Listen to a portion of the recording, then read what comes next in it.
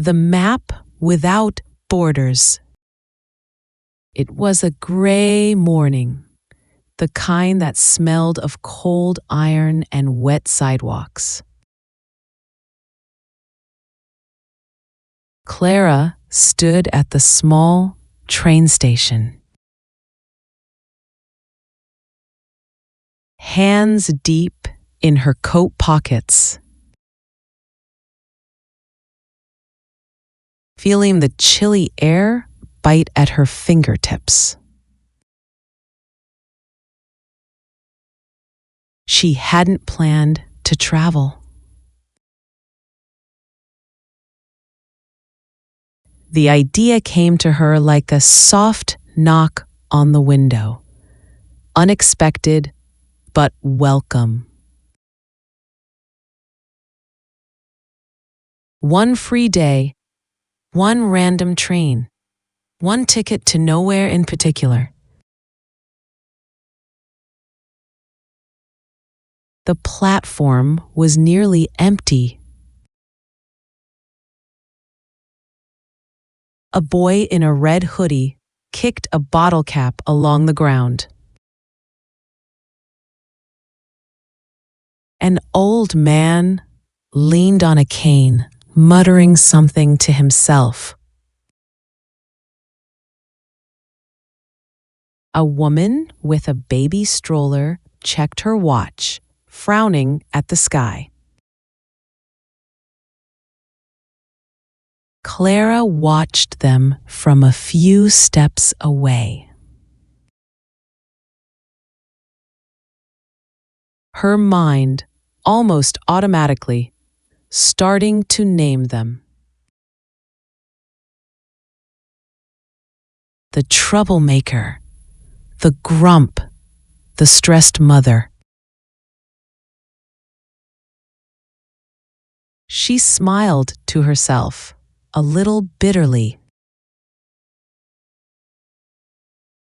How easy it was. Faster than thought, the brain drew lines, colors, shapes, a map of people, ready-made. The train arrived with a soft groan, its doors opening like a sigh. Clara stepped inside and found a seat by the window. The glass still misty from the morning cold. She set her bag beside her and watched the platform slide away. The city thinned out quickly. The tall gray buildings giving way to low houses, empty fields, patches of stubborn green. Around her, the train breathed and shifted. The smell of old leather seats. The quiet thud of footsteps. The crinkle of newspaper pages. Across the aisle, the old man had taken a seat. His coat was heavy and worn at the elbows.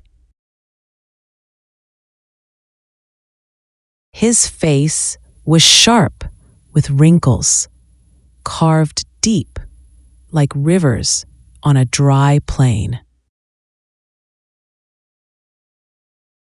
He tapped his cane lightly against the floor, an irregular rhythm. Clara leaned her head against the window. The glass was cold.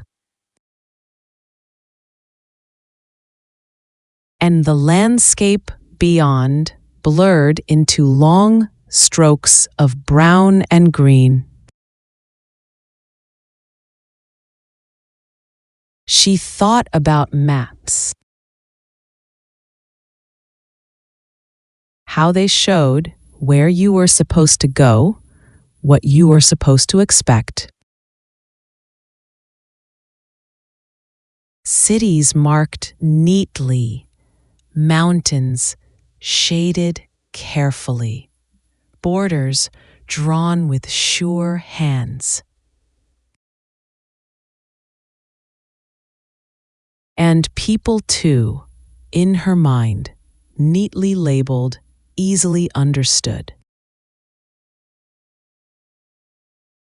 Or so it seemed. The train rocked gently as it moved deeper into the countryside. The rhythm of the wheels was like a slow heartbeat, steady and grounding. Clara closed her eyes for a moment, breathing in the faint, dusty smell of the carriage. When she opened them, she noticed the old man across the aisle struggling to open a small paper bag. His fingers, twisted and stiff with age, fumbled with the thin plastic knot. Without thinking, Clara leaned over. "Would you like some help?" she asked, her voice quiet in the heavy air. The man looked up, surprised, his eyes a sharp blue, watery but bright. "Ah," he said, chuckling softly. "These bags are smarter than me these days." He handed it over. His hand brushed hers, dry, warm, trembling slightly.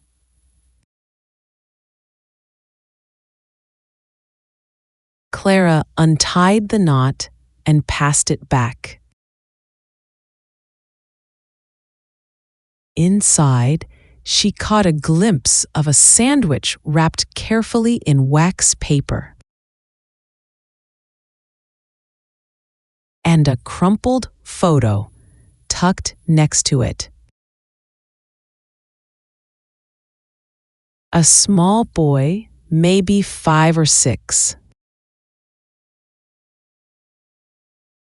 grinning with missing teeth, holding a kite almost bigger than himself. The old man followed her gaze and smiled. The kind of smile that softened the lines on his face. "My grandson," he said proudly, "going to see him today." Clara smiled too, feeling a strange, unexpected warmth rising in her chest. "First visit in a long time?" she asked. He nodded, looking out the window, where the fields rolled by like slow waves. "Too long," he said. He was just starting to talk when I last saw him. Now he doesn't stop, they tell me.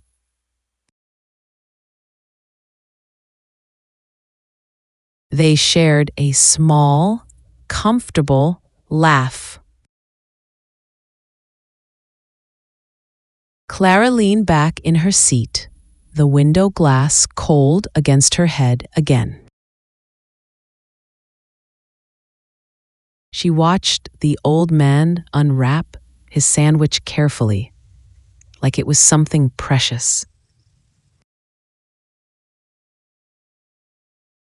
He took a slow, thoughtful bite, eyes still on the passing fields. No longer just the grump. Now, a grandfather carrying a heartful of hopes through the gray morning. Clara smiled to herself. Maybe the map wasn't wrong. It was just incomplete.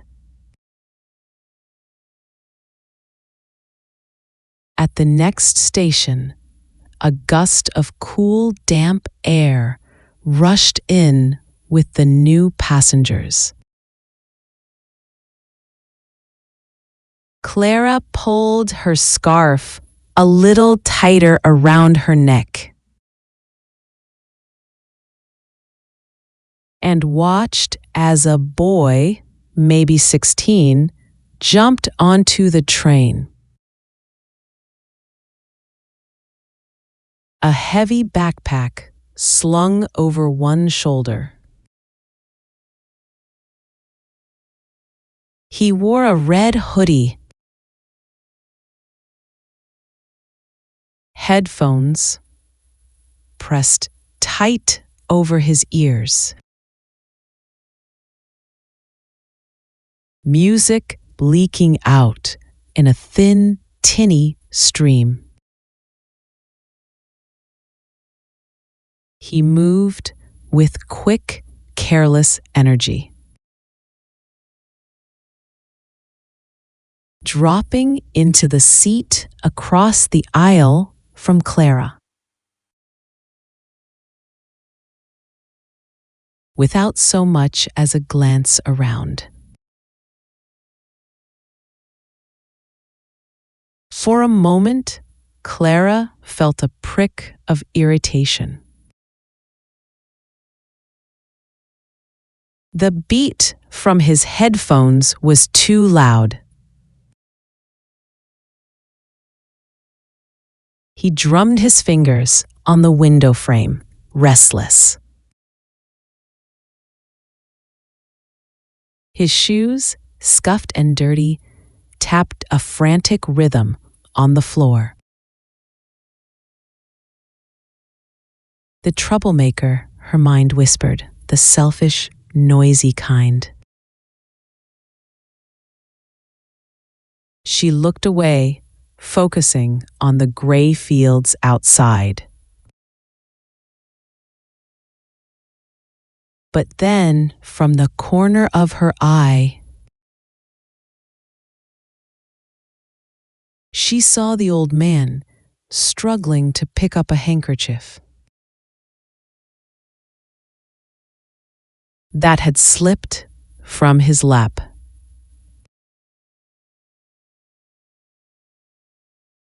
Before Clara could move, the boy was there. Quick, easy, wordless. He bent down, grabbed the cloth, and handed it to the old man with a short nod. No smile, no show. Just a small act done without thought. The old man gave a grateful nod in return. The boy only shrugged, flopping back into his seat.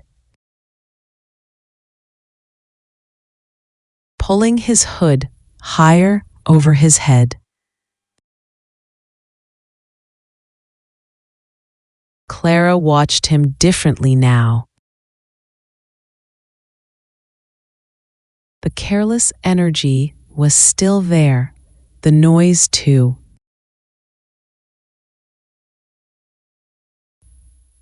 But underneath it, something else.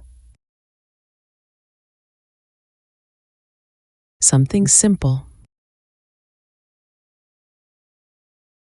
Something kind.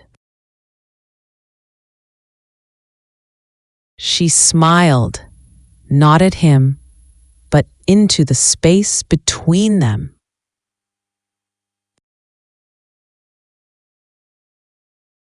Feeling a quiet shift inside herself. Like a door opening a crack to let in new air.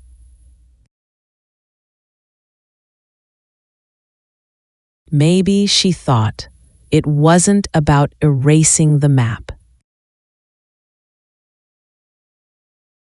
Maybe it was about leaving enough space between the lines.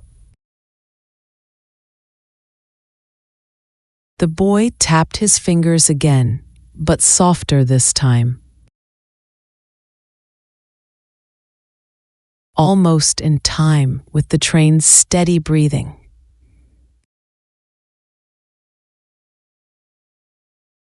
The afternoon light grew heavier. Sliding into a soft gold that kissed the edges of the windows.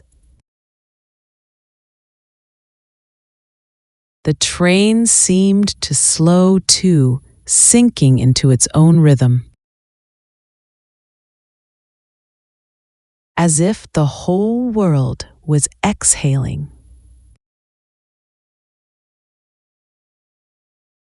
Near the far end of the carriage,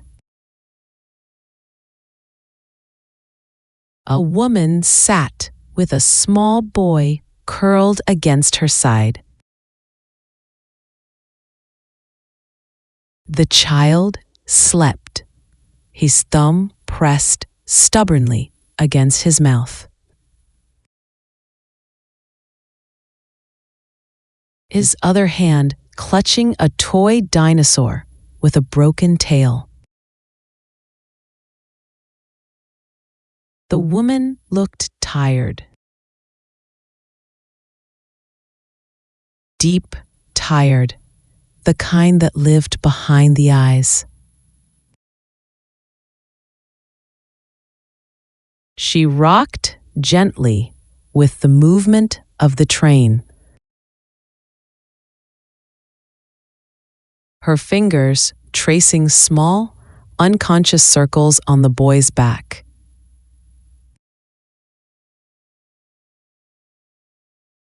Clara watched her for a while. At first, she saw only the exhaustion.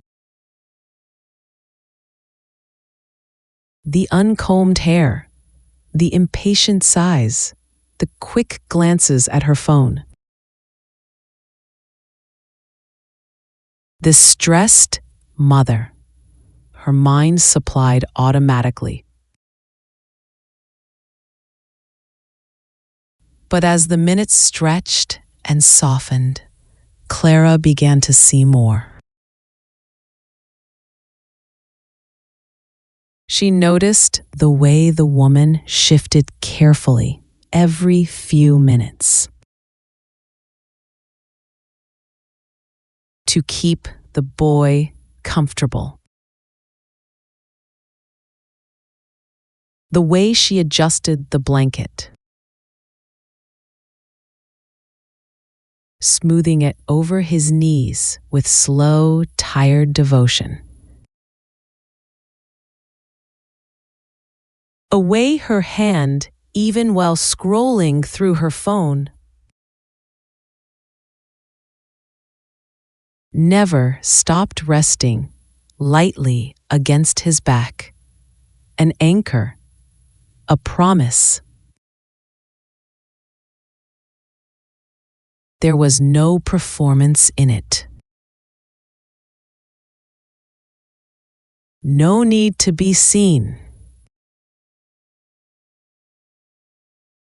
It was just love, plain and worn and shining, in its small, ordinary way. Clara felt something inside her loosen. A knot she hadn't known she carried. The map she had drawn at the start of this trip was fading now. Washed clean by all these quiet truths. Not erased.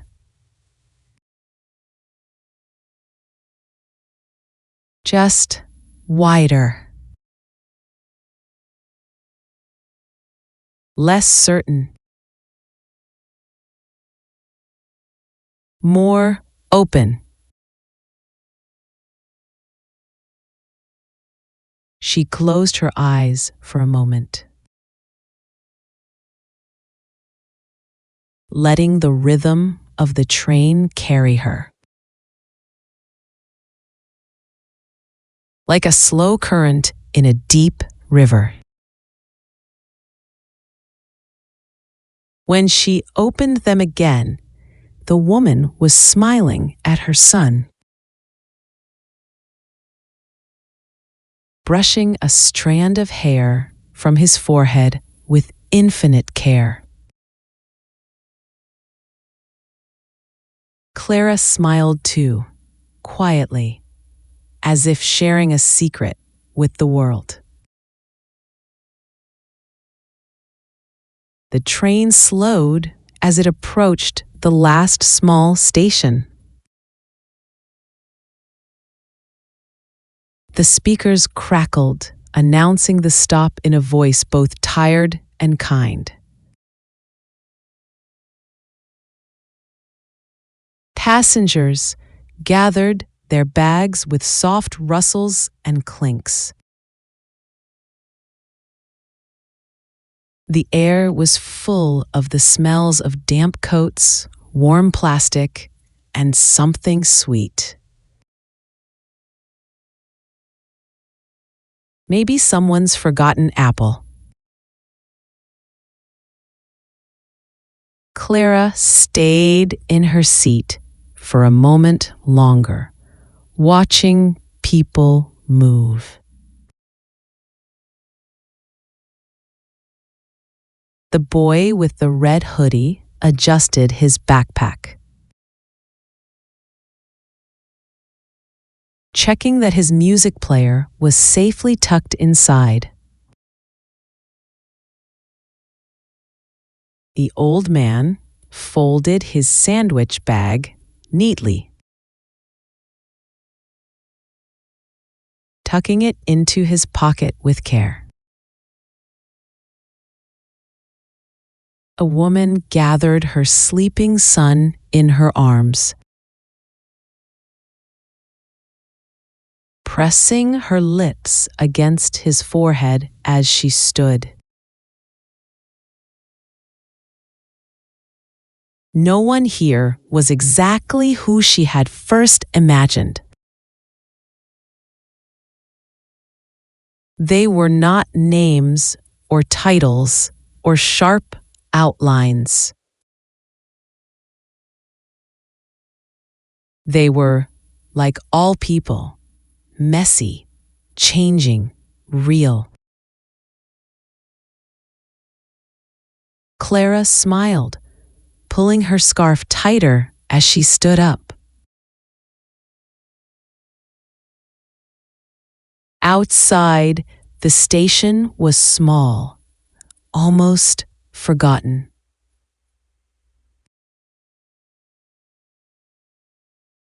Wrapped in the soft gold of late afternoon, she stepped onto the platform, the cool air brushing her cheeks. Her shoes made small sounds on the wet concrete, light and quick.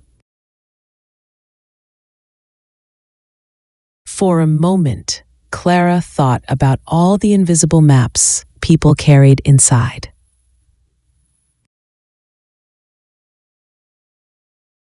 Maps filled with borders and labels and safe routes. And she thought, maybe the most beautiful places were the ones not drawn at all. Places you only found by stepping off the edge into the white space. She turned her face up to the wide, pale sky and let the breeze tug gently at her hair. No rush. No destination. Just the road and the heart to walk it.